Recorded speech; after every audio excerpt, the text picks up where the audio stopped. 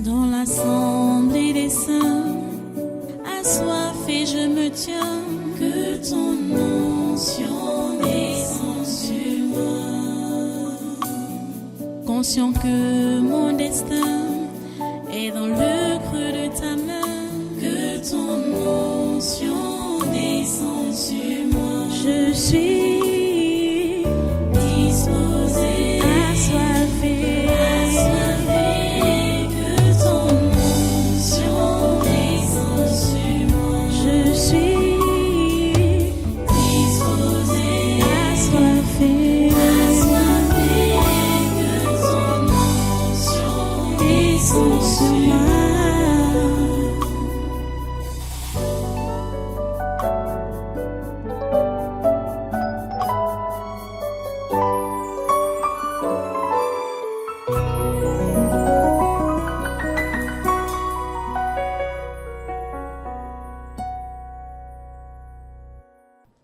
Vous voyez, je vais vous montrer une autre vidéo maintenant là. La Centrafrique. Et la Russie a prétendu donner du carburant en Centrafrique, à la République centrafricaine.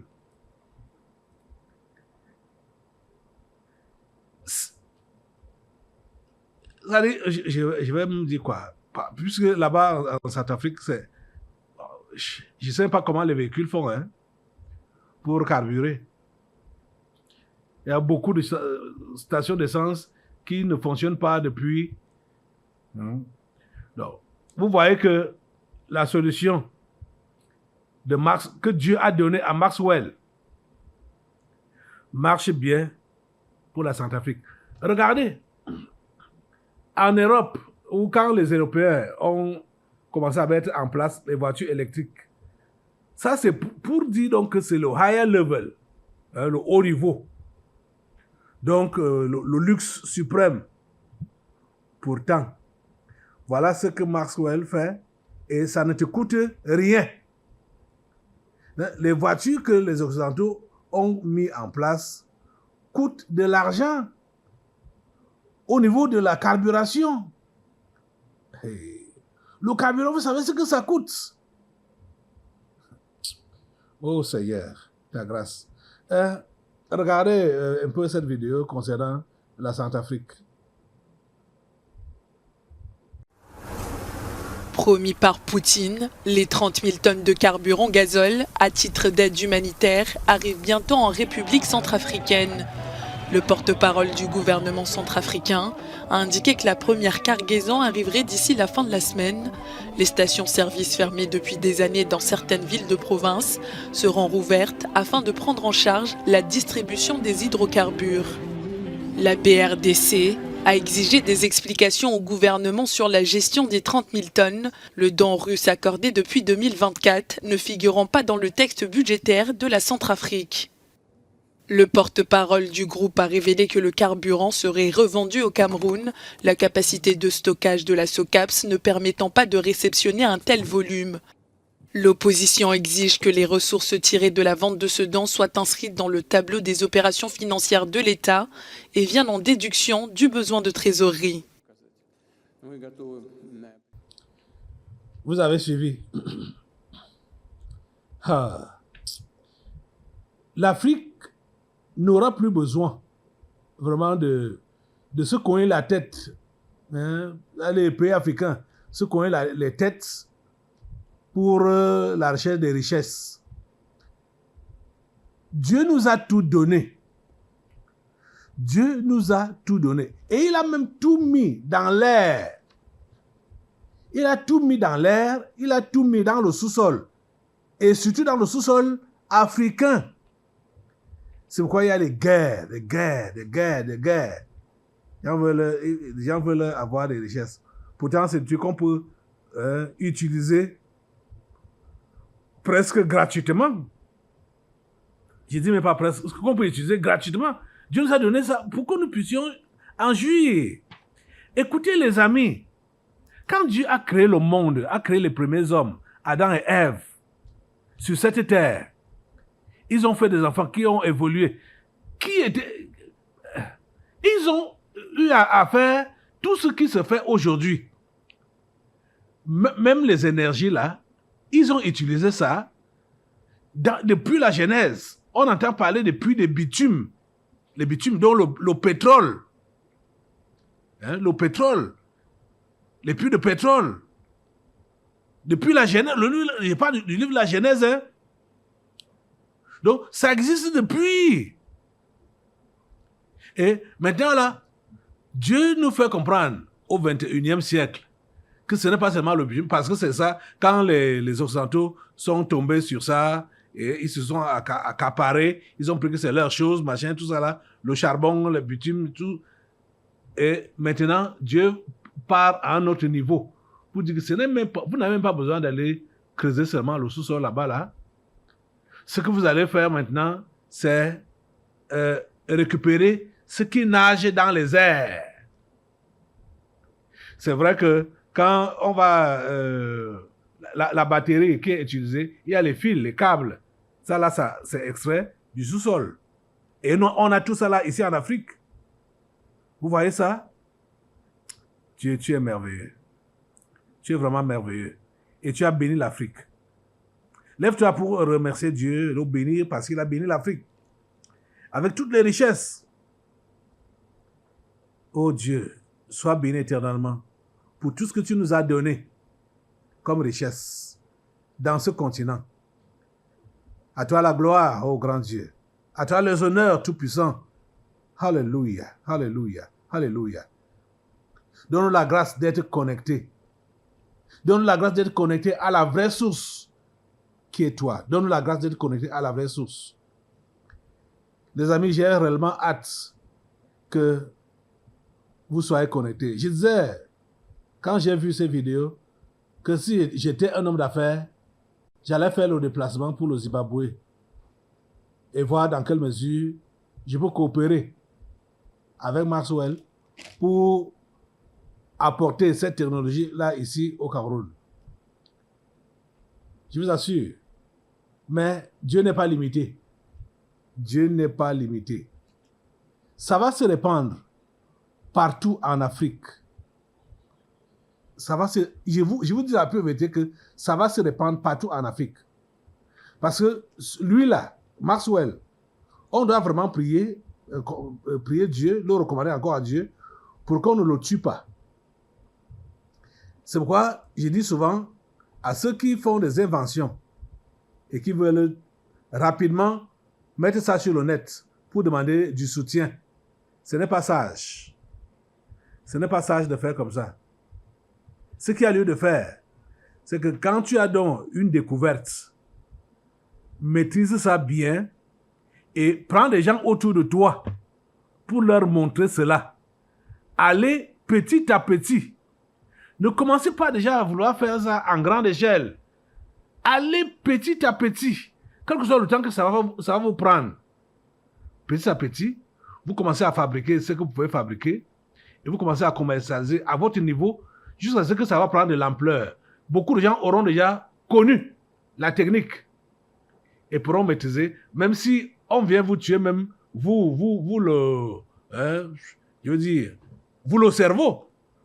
Vous aurez déjà répandu ça chez vos enfants. Bon, oui, je peux les appeler comme ça, vos enfants.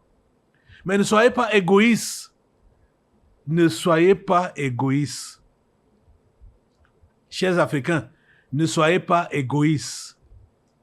Et ne cherchez pas vite l'argent. Ne cherchez pas vite la notoriété. Hein? Tu es inventeur. Donc, il faut maintenant, tu commences à faire la publicité sur le net, dans les réseaux sociaux. Il faut le financement. Ça va te détruire. Ça va te détruire. Tu n'auras même pas bien mûri cette technologie-là. Quand les Blancs même vont voler ça. Donc, il faut d'abord garder ça. Tu n'as même pas besoin d'aller déjà chez les membres du gouvernement pour dire que tu leur présentes ton produit, tu cherches le financement et tout ça là. Ils sont qui? Ce sont des tueurs. Garde ta chose. et commence à fonctionner à la petite échelle. Tu comprends ça? Ça, c'est le conseil que moi je donne aux inventeurs du Cameroun et même d'Afrique, d'une manière générale, d'Afrique. Je n'ai rien à faire avec les Occidentaux.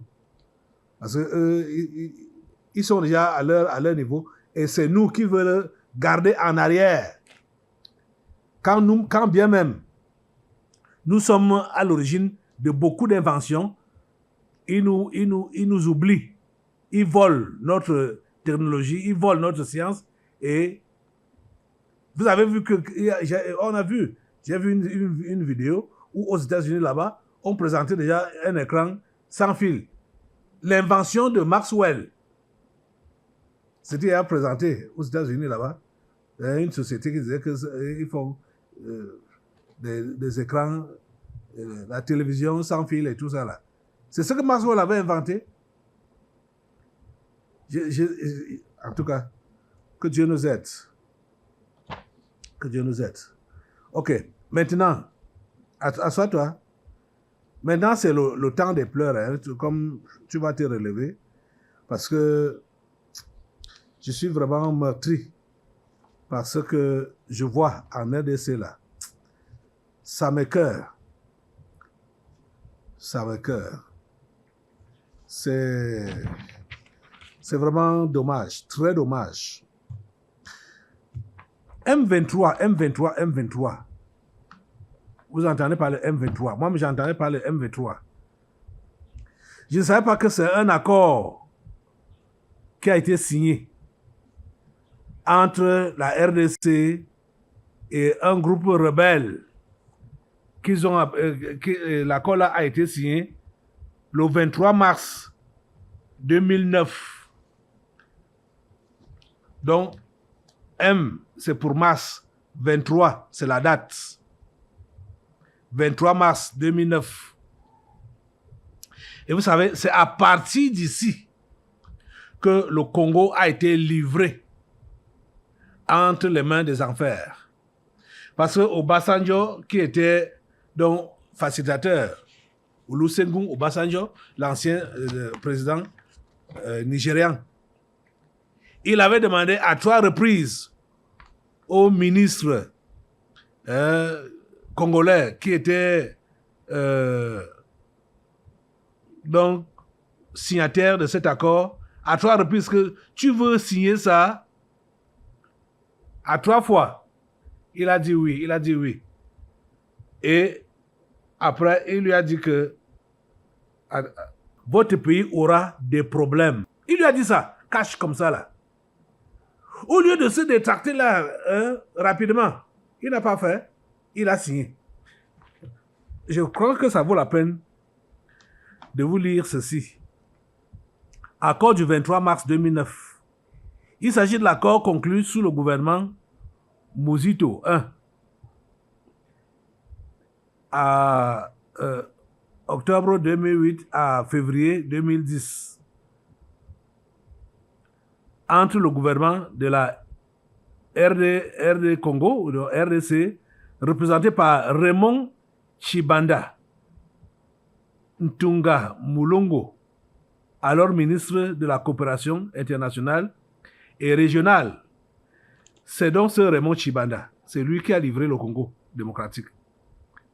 Et le groupe rebelle du Congrès national pour la défense du peuple, du célèbre seigneur de guerre Laurent Kunda Batuwere Mihigo.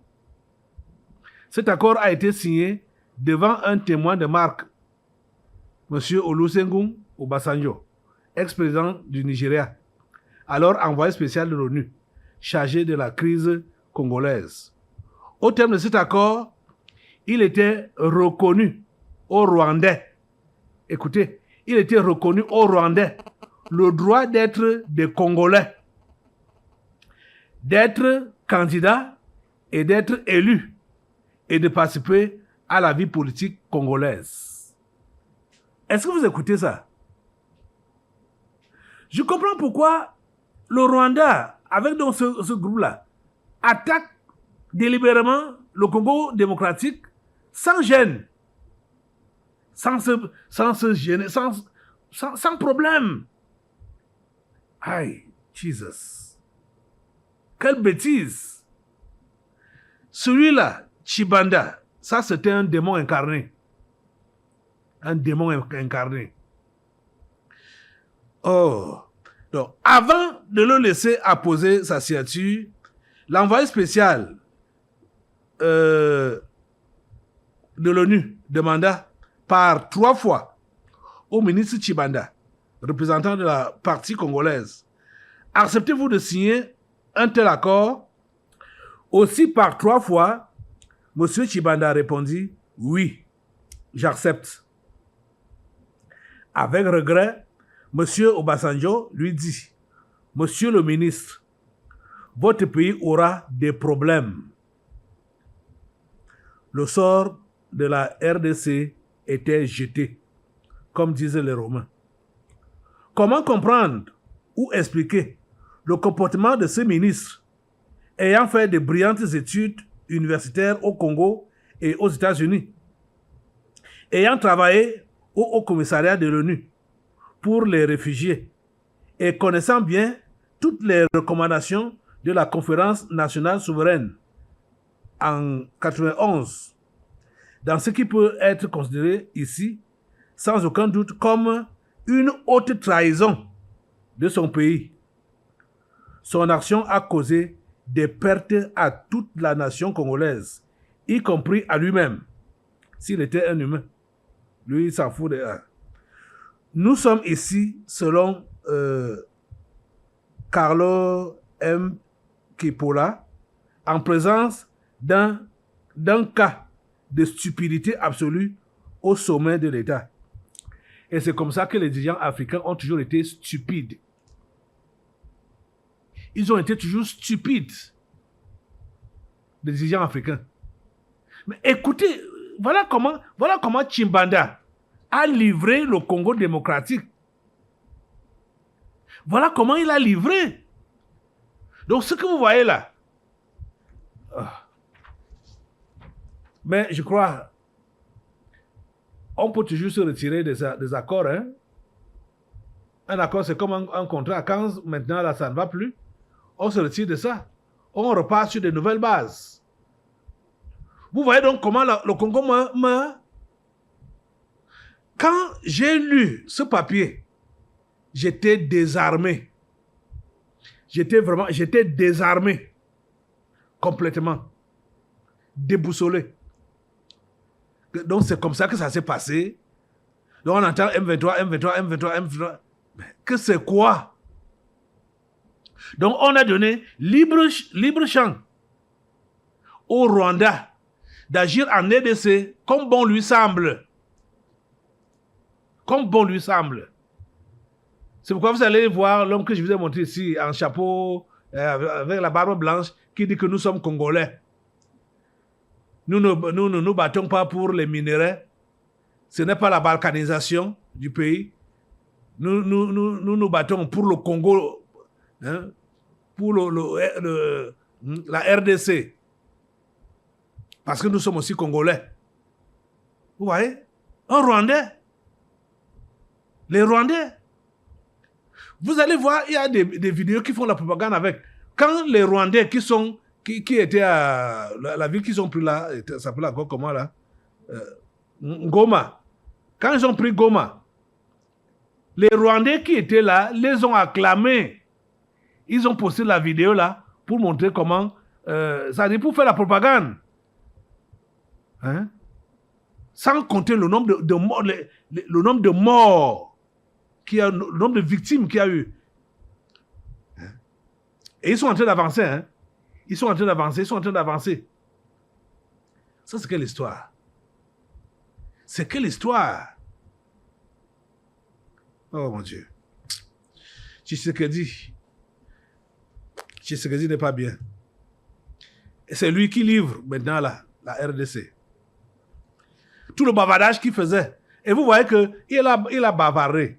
Hein? Il a bavardé quand il a fait sa sortie là. Les Congolais ont apprécié son bavardage. Ça a changé quoi? assemblée, tu vas te lever maintenant là pour mettre à néant tout le verbe de Tshisekedi. Hein? Mais à néant. Ça, c'est le pouvoir de la langue, de la franc-maçonnerie. C'est ça qu'il utilise contre les citoyens congolais. Mets le feu sur sa langue, mets le feu sur le pouvoir de la langue de Tshisekedi, au nom de Jésus. Tshisekedi ne sert à rien. Il a livré son peuple au diable. Mets le feu sur Tshisekedi, au nom de Jésus. Mets le feu sur lui, mets le feu sur lui, mets le feu sur lui. Mets le feu sur lui, au nom de Jésus. Mets le feu sur lui. Ça laisse à désirer. C'est déplorable. Oh Dieu, s'il te plaît, sauve cette nation. Sauve cette nation. Trouve-lui un libérateur. Trouve un libérateur aux Congolais. Trouve un libérateur aux Congolais. Seigneur, s'il te plaît, fais-le. Au nom puissant de Jésus. Les amis, j'avais préparé des vidéos à vous montrer. Ça m'énerve quand je vois tout ça là. Quand j'ai le papier que je viens de vous lire là. C'est un papier qui me met mal à l'aise. Ça me met mal à l'aise. On doit seulement demander la grâce de Dieu. Si Dieu n'intervient pas, rien n'est fait pour le Congo. Donc vous allez voir donc les histoires, les messes qui se font là-bas. La messe catholique, c'est quoi? C'est toujours des incantations. Hein? Demande, assois-toi un peu. Je vais vous demander d'abord de regarder ces vidéos et on va annuler. On va annuler ces incantations-là que les catholiques sont en train de faire, hein, les protestants, les musulmans, que les religions sont en train de faire là-bas, en RDC. Regardez cela, regardez. À Kinshasa, capitale de la République démocratique du Congo, des milliers de personnes se sont rassemblées lundi pour prier pour la paix, à quelques jours d'une rencontre entre les présidents congolais Félix Tshisekedi et rwandais Paul Kagame, annoncée pour ce week-end en Tanzanie. Elles sont catholiques, orthodoxes ou musulmanes, et ce matin, les femmes de Bukavu ont prié ensemble en faveur de la paix. Des bougies sont allumées, des prises de parole organisées, une prière œcuménique alors que la situation dans la ville reste précaire. Chacun ici veut croire que les combats épargneront la capitale du Sud Kivu. Donnez-nous la paix, s'il vous plaît. Nous sommes fatigués. La raison pour laquelle aujourd'hui nous sommes venus demander à notre Dieu, qui est la force suprême, de toucher les cœurs de tous les belligérants afin qu'on puisse mettre fin à la guerre. Lundi 3 février, dans un communiqué, le groupe M23 avait unilatéralement annoncé un cessez-le-feu. Mais la déclaration n'a pas convaincu la plupart des habitants. On peut croire que c'est une stratégie pour pouvoir nous distraire afin de récupérer des territoires, parce que nous avons appris qu'une partie du Congo serait encore tombée dans leurs mains aujourd'hui même. Et effectivement, ce mercredi, les combats ont repris dans le territoire de Kalehe. Le M23 se serait emparé de la cité minière de Nyabibwe, à environ 100 km de Bukavu. Pour le porte-parole du gouvernement congolais, Patrick Mouyaya, cette annonce de cessez-le-feu était un nouveau leurre. Les organisations régionales et des pays médiateurs, l'ONU ou encore l'Union européenne tentent toujours de trouver une issue diplomatique, pour le moment sans succès. La RDC, par la voix de sa ministre des Affaires étrangères au Parlement européen, demande à nouveau la mise en place de sanctions contre le Rwanda. Que cette intervention se tienne alors, jour après jour, que la ville de Goma demeure sous occupation illégale des forces rwandaises et que Kigali n'a toujours pas été sanctionnée par ses alliés les plus puissants, dont l'Union européenne, prouve que notre souffrance n'a ni ému les cœurs ni éveillé les consciences des décideurs. La Chine, de son côté, a exhorté Kigali à tenir compte des appels internationaux et à cesser de soutenir les rebelles du M23. Donc, ils ont prétendu prier pour la rencontre que Tshisekedi et l'autre auront ce week-end. Et les autres prient pour que la guerre n'arrive pas chez eux. C'est encore quelle ville là? Parce qu'ils sont en train de progresser. Le M23 est en train de progresser. Si c'est Bukavu ou c'est où là? Vous voyez? Ils sont en train de... On sait que ce sont des incantations. Levez-vous pour détruire ces incantations-là. Mettez le feu sur toutes ces incantations. Au nom de Jésus, mettez le feu sur ça. Le feu sur ces incantations qui sont faites là. Le feu. Le feu de Dieu prend ces incantations. Le feu de Dieu prend ces incantations. Au nom puissant de Jésus, le feu de Dieu prend ces incantations. Au nom de Jésus, elles sont calcinées. Elles sont calcinées. Elles sont calcinées. Au nom de Jésus, ces incantations sont calcinées. Au nom puissant de Jésus. Merci Père Saint de les calciner. Au nom de Jésus, nous avons prié. Amen, amen. Voilà. Assois-toi un peu.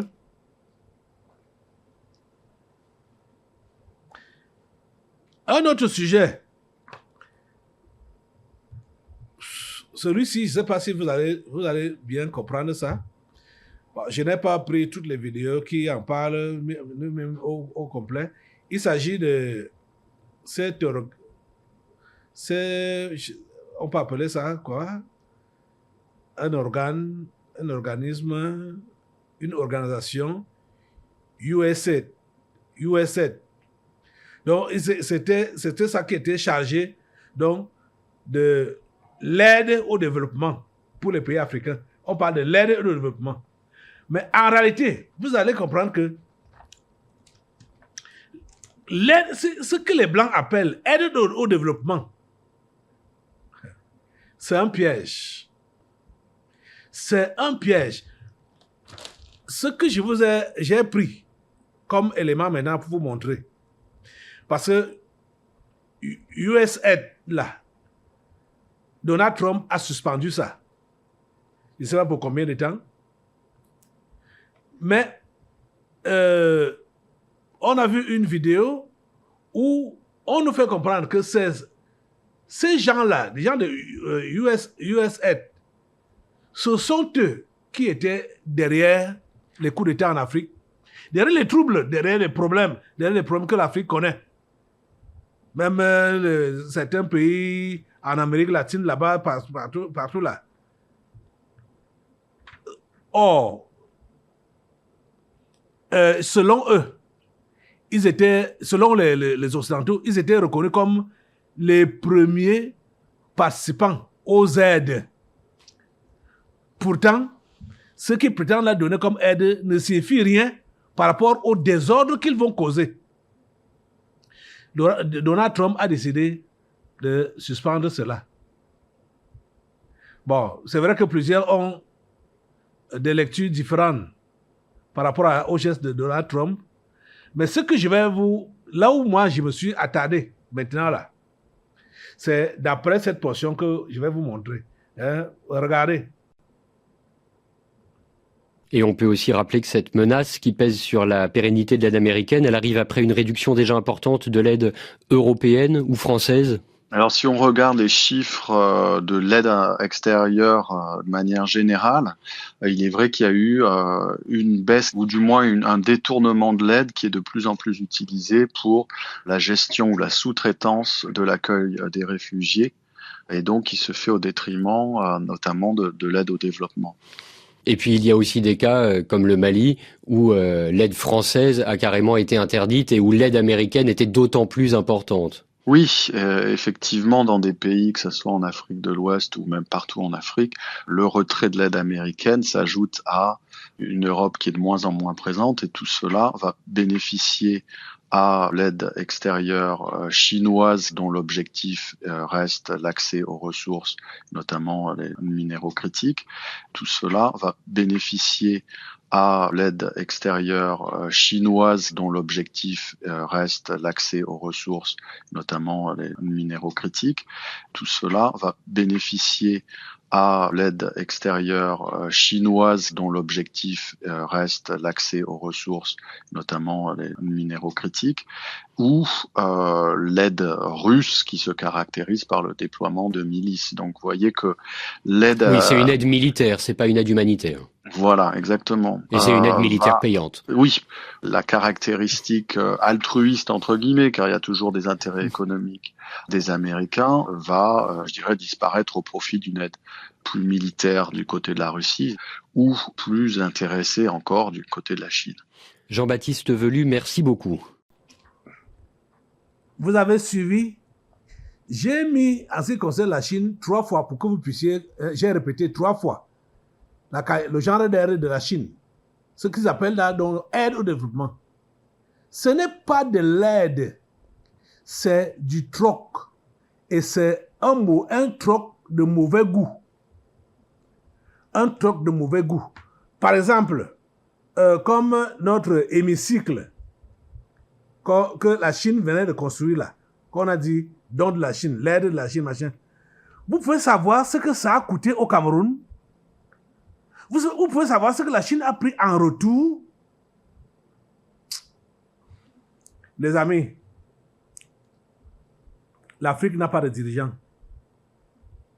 L'Afrique n'a pas de dirigeants responsables.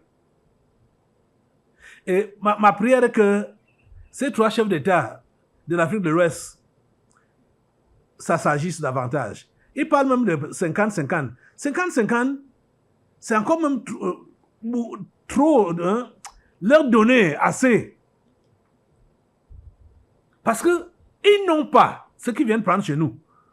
Quand on va leur donner, même comme c'est eux qui vont aider à exploiter ça, en leur donnant 50%, c'est trop leur donner. Et Dieu seul sait.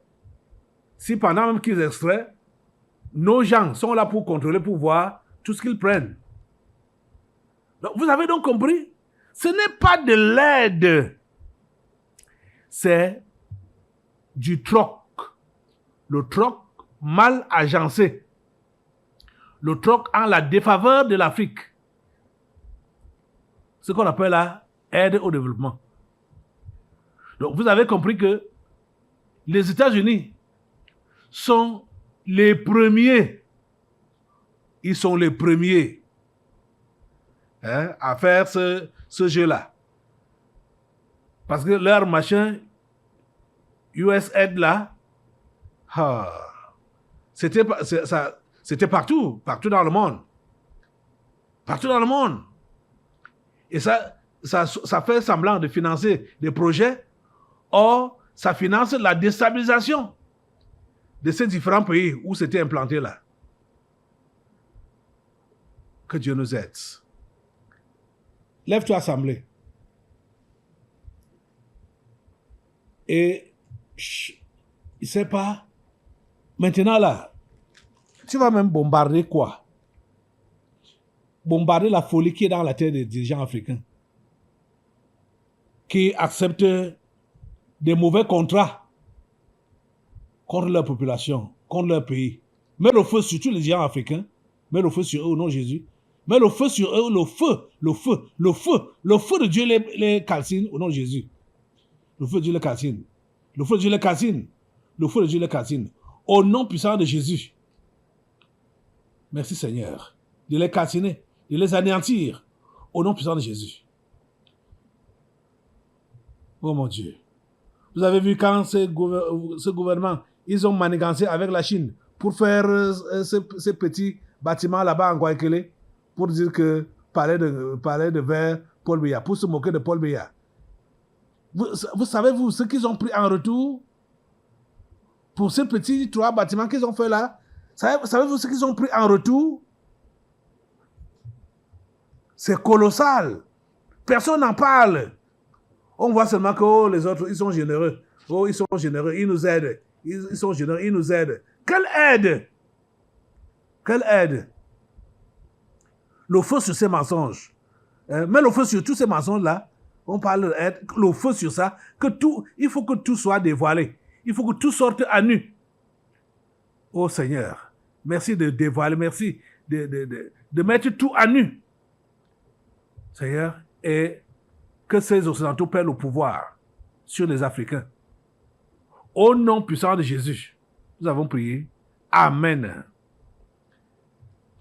Reste debout et prends ta Bible maintenant. Nous allons... Attends. Reste debout, oui. Mais nous allons prendre un dernier sujet. Le dernier sujet, c'est quoi? C'est le retrait... L'Argentine va aussi quitter l'Organisation mondiale de la santé. L'Argentine. Donc, après le retrait des États-Unis, l'Argentine l'Argentine va quitter l'Organisation mondiale de la santé. Je vais vous lire rapidement l'article là. L'Argentine va quitter l'Organisation mondiale de la santé, a décidé le président Javier Milei, mercredi 5 février.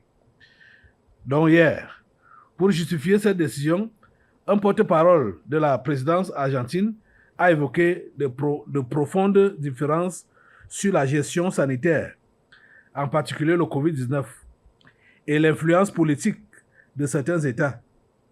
Les Argentins ne vont pas permettre à une organisation internationale d'intervenir dans notre souveraineté, encore moins dans notre santé, a déclaré Manuel Adorni en conférence de presse.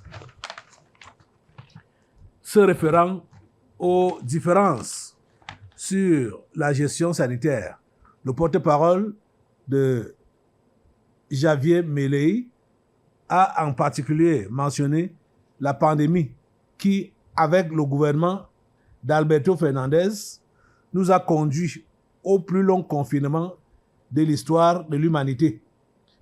Ce retrait, a-t-il ajouté, donnera au pays une plus grande flexibilité pour mettre en œuvre des politiques adaptées au contexte et aux intérêts de l'Argentine.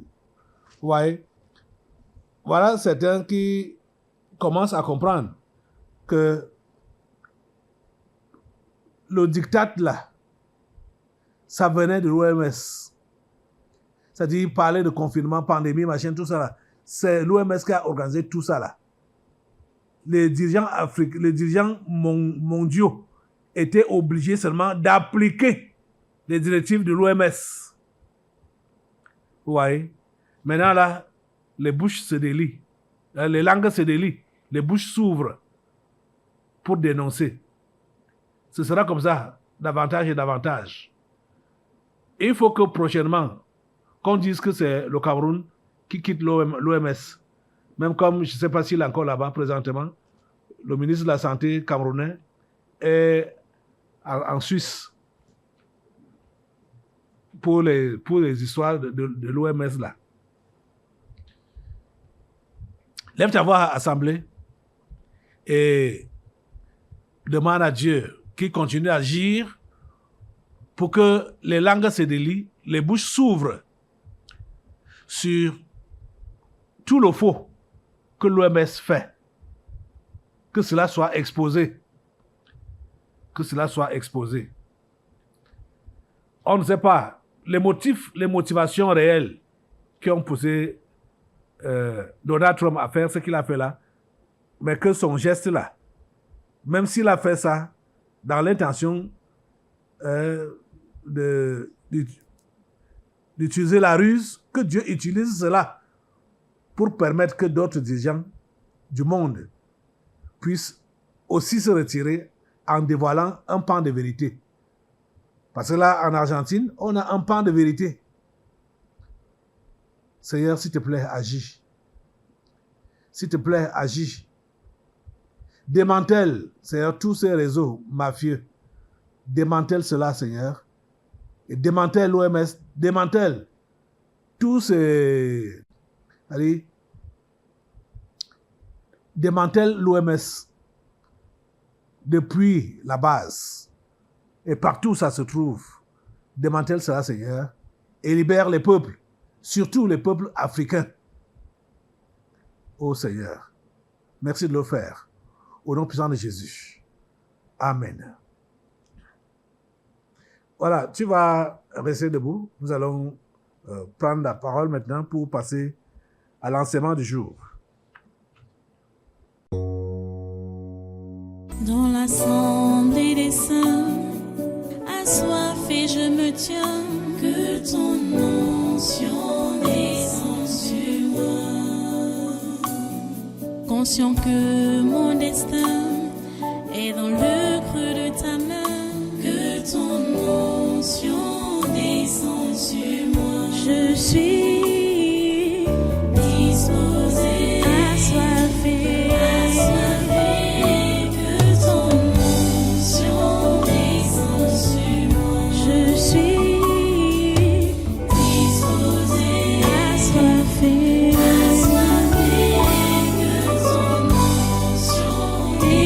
sur moi.